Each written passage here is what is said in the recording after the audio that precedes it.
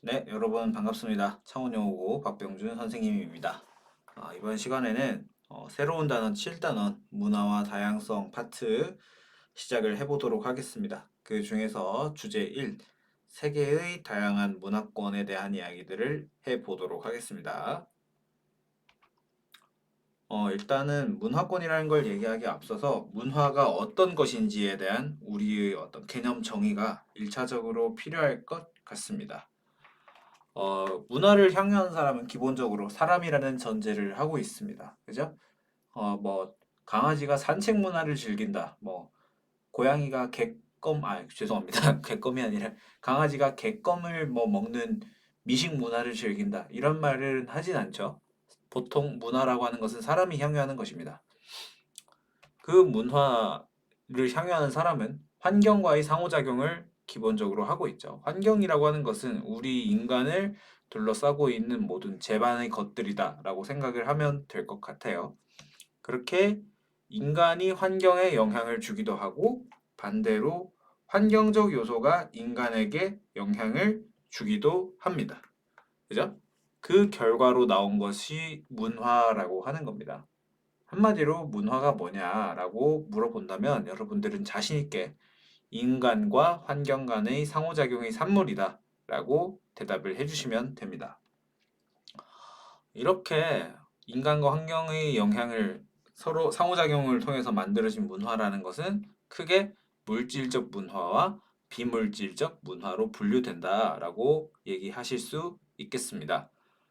그중에서 물질적 문화 같은 것들은요, 의식주와 관련된 모든 것들, 그리고 의식주를 만드는 어떤 수단이 될 수 있는 기술 같은 것들을 모두 뭉뚱그려서 이야기를 합니다.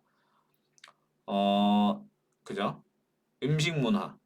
대한민국 사람들이 쌀을 많이 먹죠. 쌀을 많이 먹는다라고 하는 것은 우리 대한민국이, 그죠? 쌀을 많이 이렇게 재배할 수 있는 환경에 놓여 있기 때문이죠.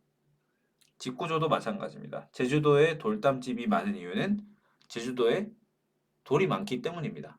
그죠? 돌이 많은 환경에 놓여 있기 때문에 돌담집을 지을 수밖에 없었던 거야. 그죠? 음.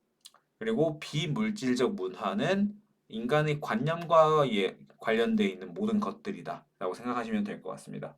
종교가 될 수도 있고 언어, 제도, 사상, 그리고 예술과 관련된 것들이다 라고 보시면 될 것 같습니다. 어, 우리가 민주주의의 제도에 살고 있다라고 이야기를 하고 있죠. 그 민주적인 제도 속에서 어떤 문화 같은 것들이 형성될 수가 있죠. 회의 문화 같은 것들이 형성될 수도 있겠습니다. 그리고 우리는 유교 사상에 살고 있다라는 얘기를 하고 있죠. 유교도 하나의 문화가 될 수가 있겠습니다. 종교 문화라고 얘기를 하기도 하고요. 근데 가끔씩 헷갈려 하시는 거 있어요. 예술이 물질 문화 아니냐라고 언급하시는 분들이 많아요. 그쵸? 예술 작품은 눈에 보이는 거고 이렇게 우리가 손으로 집을 수 있는 거잖아요. 라고 생각하시는 분들이 많은데 사실 엄밀히 예술이라고 하는 것은 그 본질을 따지고 보았을 때 작가의 어떤 관념과 생각이 들어간 반영된 그런 것이라고 보셔야 되기 때문에 비물질 문화로 우리 교육과정에서는 분류하고 있습니다. 그 중에서 우리 교육과정에서는 인간의 어떤 문화 형성에 영향을 미치는 주 요인으로 환경을 분석해라는 이야기를 하고 있습니다. 이러한 환경은 자연 환경과 인문 환경 두 가지로 나뉘어진다라고 볼 수가 있겠습니다. 자연 환경은 인간의 가치가 개입되지 않는 모든 것들이다라고 생각을 하시면 될 것 같아요. 네, 기후적인 요소가 될 수도 있고요. 지형적인 요소, 동식물들은 어떻게 분포해 있는가, 토양의 질은 어떤가 이런 것들이죠. 이런 것들은 인간의 가치가 원칙적으로 개입되지 않는 것들입니다. 그런 자연 환경들은 주로 의식주와 같은 물질적 문화에 영향을 주고 있다라고 얘기할 수 있겠습니다. 왼쪽 보시면은 야자나무죠. 팜트리들이 있는데 팜트리들이 분포해 있는 지역들을 지도에다가 이렇게 표시를 해 놓은 건데요. 보시면은 지금 보라색으로 표시되어 있는 게 많이 나오고 있는 것이거든요. 야자나무에서의 열매가 어떤 것들인가요? 적도 부근이죠. 적도 부근의 기후들은 그죠? 고온 다습, 강수량도 많습니다.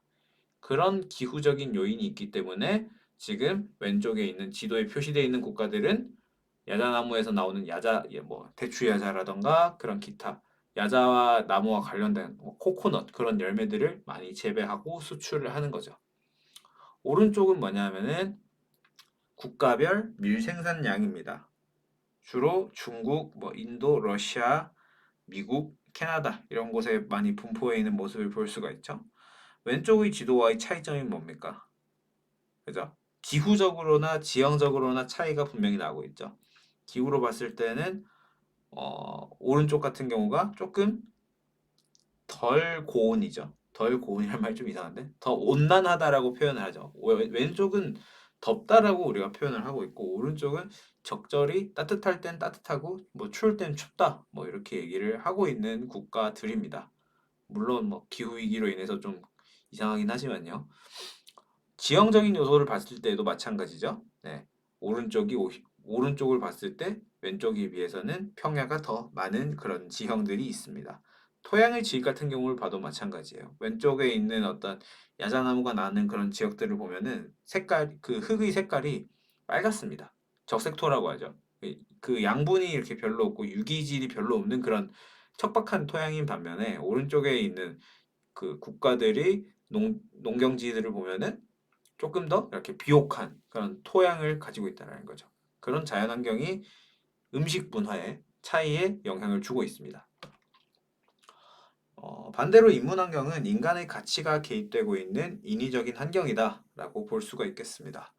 주로 제도, 언어, 예술과 같은 비물질적인 문화에 영향을 주고 있다라고 저희가 볼 수 있을 것 같아요. 왼쪽은 뭐냐? 부디스트, 불교 신자의 비중입니다. 딱 봐도 어디가 많아요. 그죠? 아시아 지역이 많은 모습을 볼 수가 있죠. 예. 특히 뭐 저기 밑에 동남아시아 그 이제 남부아시아 쪽 보면은 이제 뭐 미얀마, 라오스 뭐 이런 데는 아주 진합니다. 그죠? 네. 제가 얘기를 왜 드리느냐? 그죠?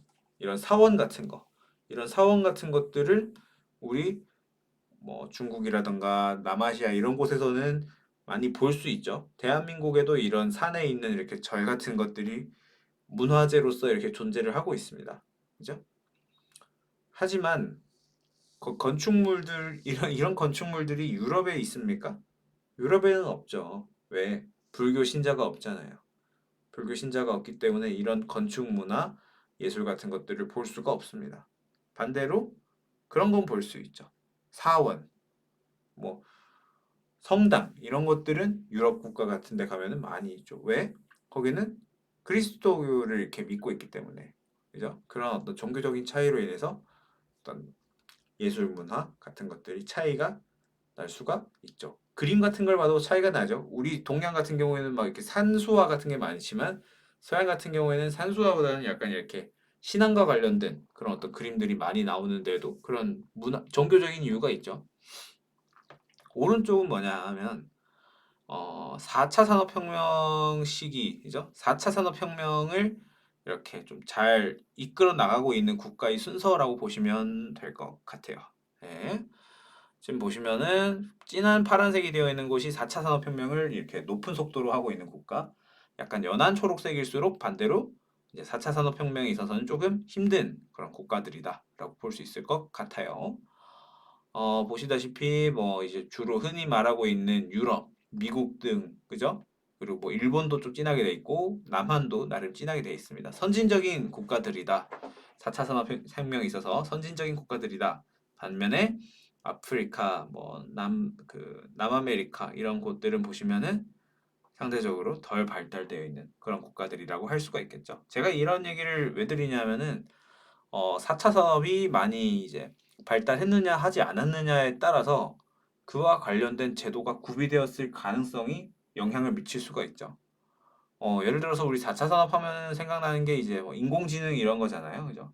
인공지능 저작권과 관련된 그런 어떤 법제적인 마련 같은 것들은 지금 현재 뭐 미국이라든지 유럽 등과 같은 선진국에는 구비가 되어 있습니다. 기본적으로 뭐 입장이 차이는 각각 각자가 있어요. 뭐 유럽에서는 예를 들어서 뭐 AI 크리에이처를 뭐 이렇게 원작자 그 원래 그 AI 기술을 활용해서 만든 사람에게 인정해 준다 이런 식으로 좀 기준이 있는데 아프리카라든지 남아메리카 등등과 같은 그런 국가에서는 AI 뭐 기타 뭐 인공지능, 암호화폐 그런 관련된 법안들이 상대적으로 덜 마련돼 있을 수밖에 없습니다. 왜 그럴까요?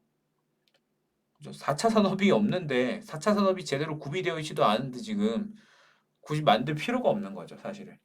우리는 지금 1차 산업, 2차 산업하기 바쁜데 4차 산업 관련된 법을 만들기에는 너무 시기상조라는 겁니다. 이런 식으로 인문환경적으로 봤을 때 이런 산업 구조와 같은 것들이 제도적인 문화에 영향을 주고 있는 그런 사례들을 여러분들이 좀 눈여겨보실 수가 있겠습니다. 이렇게 문화의 형성 과정과 문화의 형성에 영향을 주는 요소들에 대해서 공부해 보았습니다. 여기까지 시청해 주셔서 감사합니다.